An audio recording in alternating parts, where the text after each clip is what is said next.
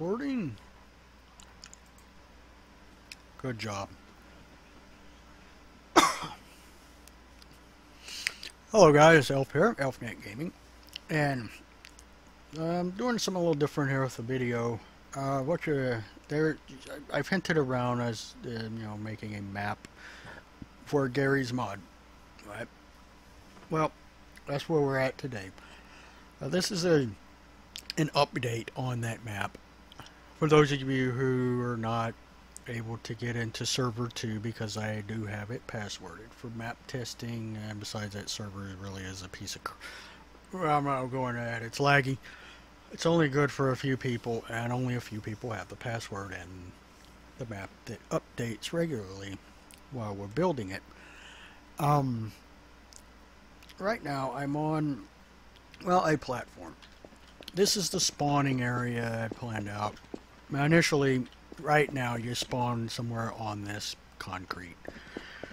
That will be moved into here, this room, which will have some more things put in it and stuff, whatnots, but with the one lonely lamp, the spawn room. And you'll come out here. This could serve, I guess, some train station or some platform or whatever. Let's go. I'm going to go over where the tracks go and what they do. We're going to start with this one. That's nice. I already tell I need to fix that. Anyway, it's supposed to change over, and you go this way. Crossing. And then we're here. This building here was part of a map I was starting to make. There are some screenshots online for it, not on Steam, but I was able to salvage, for the most part, the building itself, though some of the small stuff is gone. I got to put in, like, the railing hole, the things. I got to put the ladder back in. The entity is still there, but it makes no sense. It's Spider-Man up the side of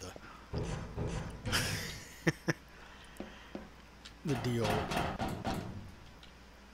But we're going to move on.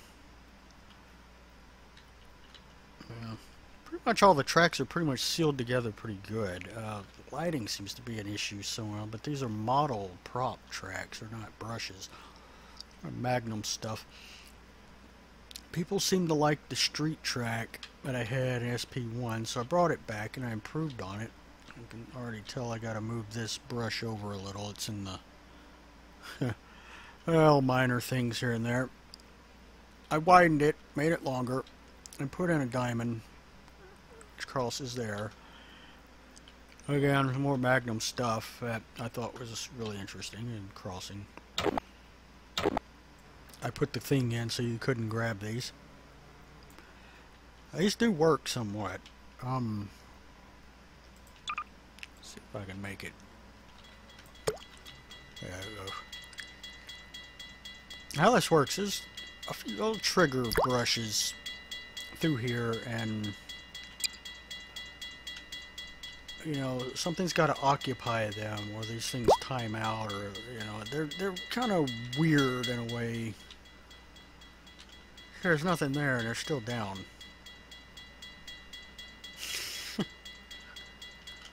These need to be wired in.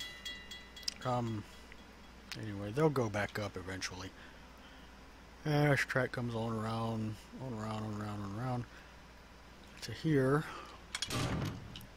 This one's automated, so it will kick back over. Defect detector. Why is this door open? So weird. Huh, somebody else must have been in here. Yeah, the defect detector. I did fix some of the texture. I still got to work on it a little more here. Widen it up a little bit, make it fit. That's a new one. Fix the model up here in the sprites. Same here. Got to wire these in, put the brushes in for them. Had to readjust the dragging equipment deal there. But train clears it. That's from SP1. That detector. I just copied the entire deal. This is one of the locomotive areas.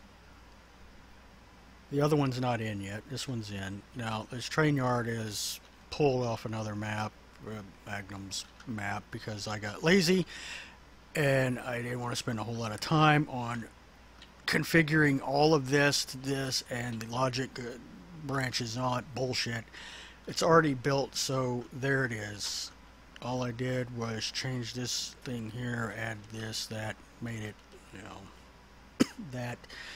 Gotta do some more work on this tower, make it actually in their tower, not some kind of prison watch thing. All these switches work now. This one down here was given problem because, you know, it didn't want to change. The collisions were mucked up on it.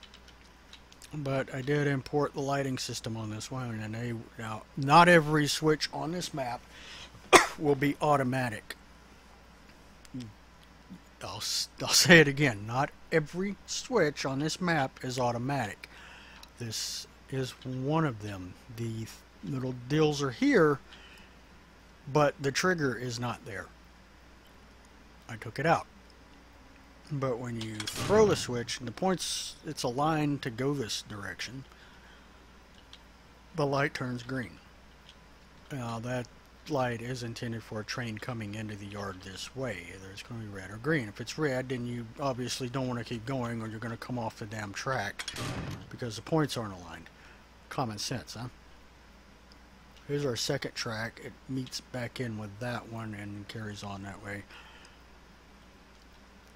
Our other locomotive area is going to be either right in here or over in there. I'm not really sure. It depends on how much room I have. And it's going to either come off of this track or come off of one of these and run across. They've got all this rock area I can play with now. I really don't want it to cross the road here, but if it has to, it will. And somewhere in here will be the turntable and, you know, all that stuff. And yeah, this one's banked because you can take a higher speed here. This one is not banked. It's for a lower speed. It's the secondary track. It's all in front of the spawning area. And I'm going to go on and write this down. That this one, lever 75, switch lever 75.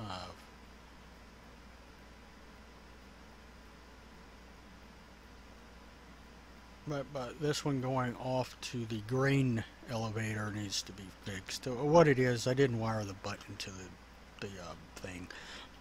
And another thing I need to fix is this entire set of points needs to be moved to about right in here, because there's a problem with some bigger locomotives, some multi-axle like steamers or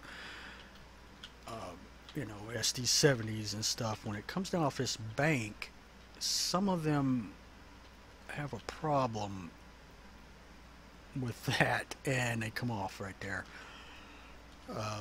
GP38s and freight cars are fine. It's anything with bigger axles and trucks, it seems to have a problem. Other than that, it's fine. This set of points here is now working, I think. Yeah, it's working. And that leads off to the diamond right here. Again, I got to wire these up. There's a trigger. It doesn't detect people. There's also a trigger across the road, but I don't think it detects anything to trigger these. It'd be stupid. You drive a car across here and set off the crossing. That doesn't make any sense. Radio tower. Put the beacons on. They could be a little brighter, I guess, and I made that one flash. People say this is a nice little addition here to train map. The overpass. And I actually put the lights under it, though I think they're a little white. But anyway, this track carries on. I probably need to finish painting this, maybe. If the hammer can handle it. The hammer was having problems compiling it with too many displacements here. Now it carries on. It goes here. This section here was one of the worst nightmares I've ever had in mapping. Was just trying to get all this lined up, and finally got it all lined up. Had to do some finagling here. That comes to here, or you can go there and back to the yard. Also put in the volumetric lighting effects as you see all over with all the street lights and beacons and whatnots. It's a 4-lane here. I'm going to extend and maybe try to change it back to a 2-lane and then attach here with that road that comes out right along the yard. This road here ends here. There'll be signs, stop signs, and all that junk in. Yeah, this is the state of the map so far. I did all of this. These lights are a little too yellow for my liking, but I might be okay. I may put in 2-foot stuff, but if I do 2-foot stuff, I'm not going to have them ground level. I will elevate them probably like an elevated train type of thing, or maybe do all of it out here in this area. I don't want to be crossing these tracks with other gauges. That's I tried it in the past and it caused problems for both gauges. Standard gauge would derail over the diamonds or vice versa or whatever. I just don't want to deal with that headache in this. And that's why I took it out of SP1. My original SP1, if those of you remember, followed it, had a 1-foot gauge mining track that went around and over a lake and all this crap. Well, it just caused more problems than what it's worth. I could do it out here. There's plenty of room here, and I could actually do some stuff. I don't mind crossing the streets with it, but I'm thinking I might just elevate it and have it, like, you know, go around the buildings or something. I don't know. I'm still finagling all this around, and this is what I got so far after about a week into it. So, yeah, it's got a potential to be a good map. It's kind of plain right now, but it's only been about a week, so, and I'm not on a dedicated schedule with this. I do work, so I'm gonna move that, fix that. I am adding some more buildings in, of course. Some of them will have doors you can go in and do stuff and whatnot. There's the refinery from SP1 that I'm going to try to put in here somewhere. It could go here, it could go here, or somewhere. There's going to be more sidings and things to do where you could actually move cars and deliver things and, you know, and all that fancy shit. It just takes time. I'm the only person working on this map. There are other people on the team, but I've asked them, don't make any changes to the core files unless you notify me first. That way, you know, what are you going to add? What are you going to take away? Because I may have a plan for this section, or if someone's adding more tracks here, then I have to figure out where I need to move what I'm going to put here too, when I already have plans for here and here. You know, it's just, but it's the current state of the map. All these little things here, like I said, the info player start spawn points when you come in will be moved into the building. And this map will start being populated with more features, like more displacements. Like someone asked me, am I going to put some water, a river in it? And yeah, I think I'm going to do that right across the top of the map by the yard. I don't want to put it back here where I'm at because there's a town over there, and I don't want it running through here, because I do have some kind of a plan for this. And then, more hills and just little things, not towering mountains or anything, just gradual little hills and bumps. That way it's not flat grassy. You follow me? So I'm thinking I might put some water right in through here. Nothing too wide or anything like that. Just to give it an effect that this is not just a dry grassy land. And give it some terrain details here and there, kind of like I did there, but maybe not quite that high. Just so it's not so flat grassy, and then I can paint the alpha and give it, different looks and things like that. Add in some trees and some other stuff here and there, baby steps. It's all baby steps right now, and If anyone has any suggestions, I am all open for suggestions.